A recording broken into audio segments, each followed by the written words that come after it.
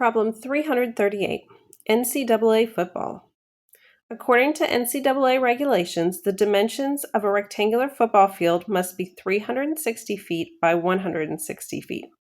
What is the area of the football field? So area is just width times length.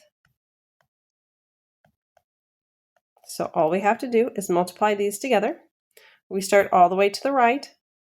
On the bottom right corner, 0 times 0 is 0, 0 times 6, 0, and 0 times 3, 0. Pretty easy starting point. To go to our next row, we put in a 0 placeholder. 6 times 0 is 0. 6 times 6 is 36. We put the 6, we carry the 3. 6 times 3 is 18, plus that 3 is 21. And then this time we need to add 2 zeros so that we can multiply using the 1.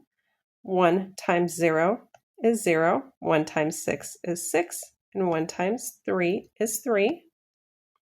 Now we simply add all of our rows together here to get 0, 0, 6, 7, and 5.